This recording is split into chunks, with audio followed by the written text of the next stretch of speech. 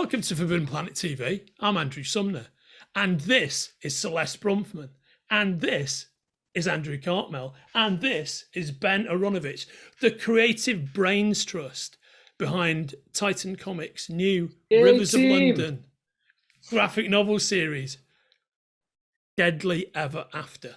And can I just say, what a great title. What a great title.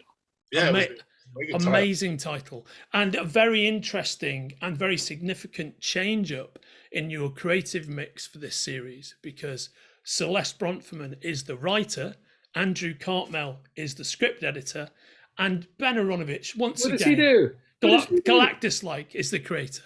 I just bless the work after it's finished. I say, bless you, my work. He's the one who created the brilliant characters. Like, we're working in Ben's world. See, you've been in Los Angeles for way too long. I know, I've changed. It's Ben's world. We are just living in it. And guys, first of all, before we start talking about this series, about Deadly Ever After, how is everybody? I'm great. Yes, yeah, I'm having a good time. Good, excellent. All that sort of stuff, the post-pandemic kind of, yay, not dead. I've got a novel coming out next week, which everybody should buy. Yes, it's called Titan. Yes. Best one in the series. Very, very, very, very good. Just one with a purple cover. That's all you need to know. You don't know this yet, Andrew, but one of the things I was going to talk to you when we're off camera at the end is I'd like to do a separate conversation with you about the latest Vinyl Detective and, in fact, the whole series, which I've now read. Do it now. Never mind this Deadly Ever After stuff. We'll just turn off our cameras. Right on. Right on. Joining us from Los Angeles, I think we should give her a bit of time on this. Absolutely. So I had to travel all the way to my Zoom. I know. It's a pain. That grueling Zoom journey. How did you become involved with these guys and with Deadly Ever After? It's a long story, but I will not bore everyone with the whole story. I met Andrew at a Doctor Who talk that he was giving because I was a massive fan, and he was so kind and generous and offered to read my weird time travel script. It was really good. I still remember some of the imagery from it. No, seriously, it was terrific.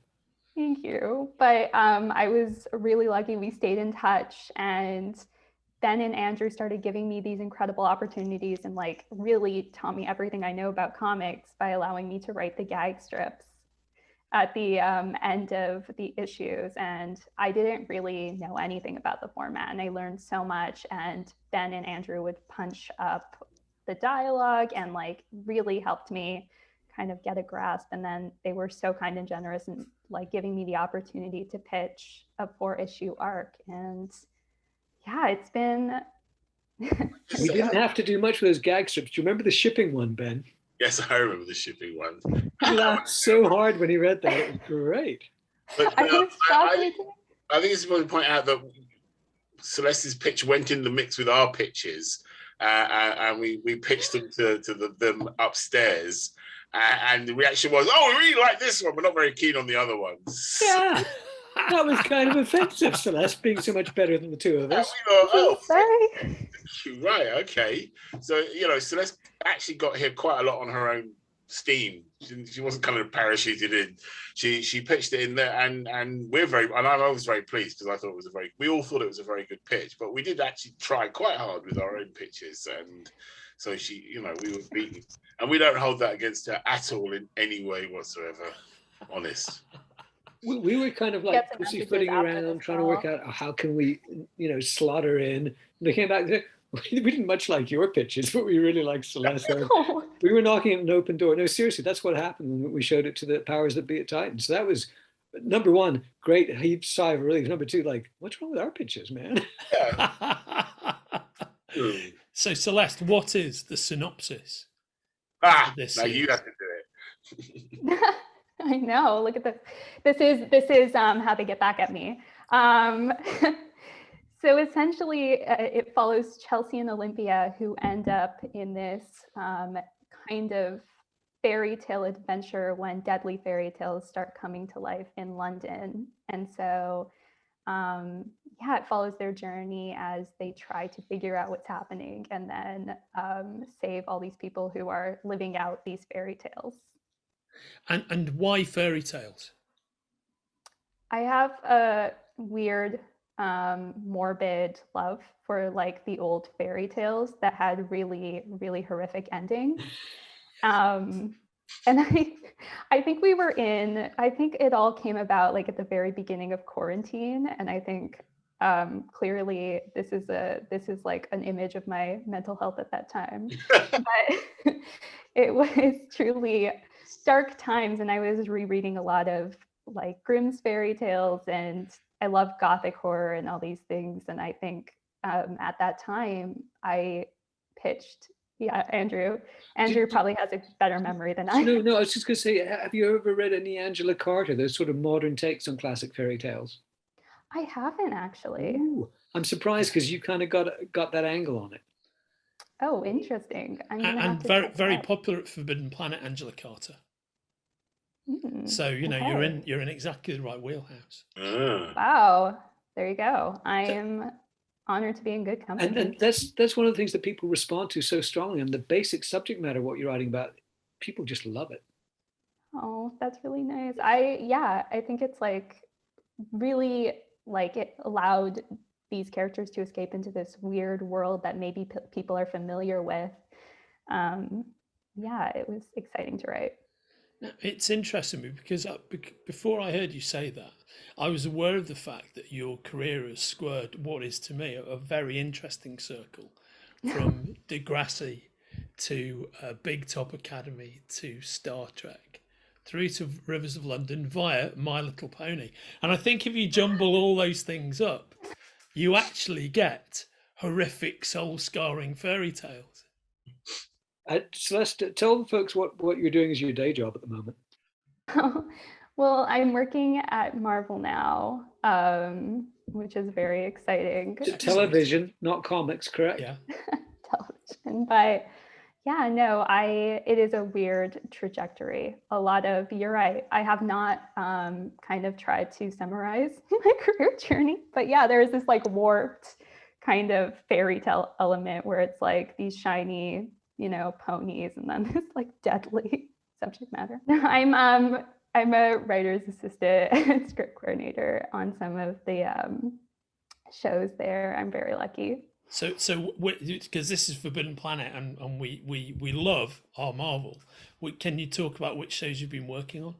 I'm not sure if I can say much. I'm kind of on a lot of NDAs, but yeah, I'm a huge Marvel fan. I've been reading the comics since I was young. But we should talk about Deadly Ever After. Well, the spectre of Kevin Feige looms large, of course, whenever you ask anybody that question, and we always get the same answers. So we were talking a bit off camera about how it's been for you, Ben, and how it's been for you, Andrew, working with Celeste. Can you elaborate for the viewers a bit on that, please? Well, I'll let Andrew talk about the nitty gritty. I'm going to start from the overview point of view because that's basically been my position. wonderfully overviewy. The thing is that unlike novels, comics are a collaborative art form. I mean, they're not as collaborative as television, as anyone you've worked in television, so but they're a very collaborative art form. And so we realized that we wanted to sort of broaden the writers, just broaden the kind of scope of the people that were coming in. Enrich the gene pool. Yeah, expand the gene pool because we've look at us. We're both kind of like I'm a late middle-aged, probably early ancient white guy, and Andrew is a young teenage white guy. So we felt that we could actually make it slightly lighter just by employing someone who maybe came from Bradford, really, could probably widen the gene pool quite a long way. So we started looking for people to see if they would like to write it into it, and then we kind of sold the idea to the powers that be at Titan Towers, and we kind of sidled up to them and said, we would quite like to bring in some. We sold it as cultural diversity. Actually, we went in and said we think we should be more diverse, and it was just the right time because that was like everyone was going into diversity at that point. So we just went, oh, we're just going to make it culturally diverse, but really it was because we wanted to bring other people in to do all the work. But again, like when we pitched the various stories, they they bit our hand off. They were absolutely going for it, weren't they? They practically took us off at the arm, and it was a very good pitch. I mean, like I said before, it was a very good pitch. It went in, and they picked it over our pitches. You know, not that I'm bitter. And do you think it helped that Celeste had done some gag strips, so she was sort of in the inner circle at that point? Yeah, I mean, she already knew what we were like to work with, and she hadn't run screaming into the distance, so that was quite a good thing. And Titan knew who she was, which is always a good thing. You know, you don't want to go absolutely cold, and because she's got a CV, so you know, it wasn't like rather better than our CVs now. In fact, you said that earlier. No. So, you know, these things, you never know, but I think it was the pitch. I think it was the pitch in the end that sold it. And the pitch was so solid, and the story idea is so good, and the work is so good. So from my point of view, I was expecting to have to kind of pore over every single line of dialogue. But fortunately, Andrew knows the world so well that I basically just go, oh, yeah, fine, that'll do. Yeah, oh, lovely, like that bit. So I've really enjoyed the process. And also, as the creator, I think you have to stand back when you're doing a collaborative project. You have to know when to stand back a little bit, because otherwise you drive yourself completely bonkers. Well, Ben is very good at this because he allows other creative artists latitude, because he says, you know, it's sort of like, why buy a dog and bark yourself kind of thing. Yeah. And so even though people don't always go in the direction that he wanted to go, he thinks it's just healthier and better all around just to let people do their own thing. You know, to an extent. To an extent, you know, to an extent. I mean, because it's just more, you know, it is healthier. I mean, I think that's actually a very good word for it. I hadn't thought of it like that, but it is kind of just healthier to have a bit of, you know, well, make your gene pool as heterozygotic as possible. So, so Celeste, why Chelsea and Olympia? I think we were going through different characters, because I think the idea came about before we knew who we were going to focus on. And I think they're so young and just have, I don't know, I'm sure all of us can relate to being like teens with so much confidence and so much excitement about the world, and kind of they feel invincible in so many ways. And that's really fun to delve into that, and like these characters who feel like they can take on anything and go over their heads. And so that was very interesting, that feeling to me, and they just felt fun, and I thought there was a lot to explore with them. Ben created these great characters, and I kind of just rolled with like all of that I knew of them, and I think it was really fun for me. It was kind of, if people are familiar with Buffy, we wanted to do sort of a Zeppo where the main characters only appear like in little vignettes occasionally, just little flashes of this big story that's involving them, but mostly have it about the secondary characters. Yeah, I think that's a lovely approach. Celeste, when did you first encounter the world of Rivers of London? I think it was before I definitely like was approached to write some of the gag strips. It was when Andrew and I first met, and I had learned about Ben just because we were Skyping, and I picked up the first book because I knew Andrew was also writing the graphic novels, and I just fell in love with the world. I love London. I don't know it as intimately as Ben and Andrew, but I had a chance to live there for about like 6-7 months when I was on exchange, and it is magical. And so the idea of like delving into that history and really exploring that, you know, that environment, like I fell in love with the books and the characters. It's worth mentioning that although I have done conventions in LA, it was in London that I met Celeste when she was over here for that 6 or 7 months. Yeah, it's wild thinking about it. It was a while ago, but like it feels like yesterday. And you talked a bit about the essential tension within a lot of fairy tales. You know, very bright, wonderfully realized worlds with this heart of pure darkness that actually often sits inside of them. What was it like actually writing and balancing that tension within this story? That's a good question. These are hard ones.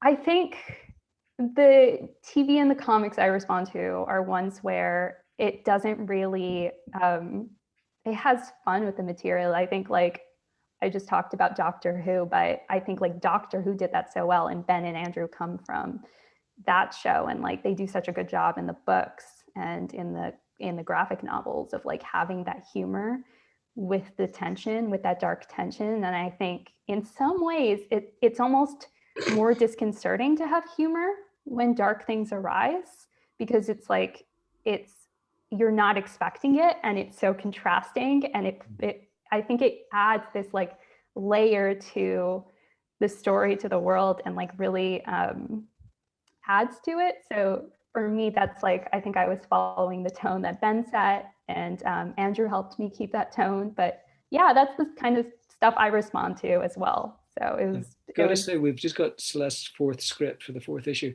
and it's hilarious. Have you been doing a bunch of comedy writing? Because it's really, really funny. This one, not the others were po-faced before, but this was extremely funny. Yeah, you can come see my comedy set. I'm joking. No, that's very kind of you to say. I don't consider myself a very comedic writer, but I aspire. So I learned. Comedy chops are really getting stronger, I would say. Thank you. Anyways, these people are too nice, as you can see. And something that people may not see, if you buy the Rivers of London deluxe hardcover graphic novel, what's it called? The Writer's Edition, where you actually see the script. Yeah. The thing is, the reason I'm mentioning this is that Ben's script, some of the best writing is never seen by the readers because it's in the descriptions for the artist, and it's hilarious. So it's great that these are being published. The reason I mention that is Celeste is doing that now too. She's got some killer lines just in the descriptions, which the readers aren't going to see. So maybe there'll be a writer's edition of Deadly Ever After. I hope so. I would say that's something I learned. Sorry. No, please carry on. I was just going to say almost certainly there will be. And by the way, everybody watching this, we're talking about, once again, Rivers of London, Deadly Ever After, which you'll be able to pre-order from the links attached to this conversation. And not only pre-order Deadly Ever After, but also order a wealth of amazing Rivers of London books and graphic novels, and Andrew's final detective series, which we'll have a separate conversation about. As much as I'd like to plug my final detective series, I just want to say a word here about Jose Baroy, who's now the artist. Right on. Yeah, very good. So great. Like, I mean, we were really lucky to have Lee Sullivan, but Jose is amazing because, like Lee, he's really nailed down. Everything is like very realistic and believable, but extraordinary and kind of fantastical as well. Yeah, I mean, I'm always in awe of artists because I can't draw at all, and the idea of coming up with 22 pages a month just fills me with like I would kill myself. It's just that. But have you seen the new one with Abigail and the Fox? It's just so great because he just knows how to position the characters, the expressivity of them, and then when he does big like that's just for head and shoulder shots. When he does big action scenes and fantastic stuff, we are very, very lucky to have this guy. Yeah, he is a really wonderful artist. And of course, this is his debut story. It is Celeste's debut story. Yeah, am I lying? Wait a minute. He did. I'm lying through my teeth because he did Monday, didn't he? Yeah, he did. Yeah. I was nodding away again. Yes, absolutely. Yeah. Just eradicate Ben from history. I don't. Who's your editor on the book? Which book? Sorry. Yeah, very good question. On Deadly Ever After, who's the editor on Deadly Ever After? Andrew is. David Manley Leach. Right. No, I was wondering who you're working with at Titan. So you're interfaces with David, right? Got it. Okay. Yeah. David Manley Leach, a very famous British comic book editor, the creator of the independent comic David Leach Conquers the Universe, which I thoroughly recommend anybody checks out. And if you know David, you'll understand why that is absolutely hilarious. And he's another one of these quizzlings who preferred all of Celeste's stuff to our stuff. Oh, can we have more Celeste? He said. I'll have to send that check to him at some point too. So now that you've got your triumvirate, your machine working so effectively on Deadly Ever After, again available for pre-order here, do you have plans for the future, guys? We were just discussing that. We've sort of got various pitches waiting, but what this requires is a lunch. This is the way the Rivers of London comics began, with a lunch between me and Ben, and that's the next phase, requires us to get together for lunch. Celeste, you're invited, but you may have to fly over. Are you paying? Or are you? No. I would gladly come. Save me some dessert. What it has done is meant we've got to re-up our pitch game because like now Celeste has set the bar so high. It's true. It's true. But she's also shown what Jose is capable of in a very different pocket from what he did for Ben on Monday. We're suddenly seeing this. He did the Phantom of the Opera, I think, for Titan too. He right? did, yeah. That was wonderful. So we're amazing. seeing more of that kind of gothic horror fantasy thing. So we're beginning to see what he's capable of. So maybe our sneaky little brains might spin in that direction. Yes, who knows where our sneaky little brains will go once we've eaten enough dinner. Lunch. And those are words to live by. Everybody who's been watching this conversation, Deadly Ever After is a real treat, which you're thoroughly going to enjoy. I envy anybody who's looking at the artwork on the book and the script on the book for the first time. You can order it here, as I said. And guys, it's always so great to see you all. Celeste, Andrew, Ben, thanks very much for joining us right here at Forbidden Planet TV. Thank you. Thank you for having us. Oh, it's my pleasure. And take care and all the very best. And I can't wait to see what you come up with next. And I'll see you soon. Bye. If you're enjoying watching Forbidden Planet TV and you're enjoying watching us talk to the world's most interesting and accomplished filmmakers, authors, artists, musicians, creators, subscribe right here. See you soon.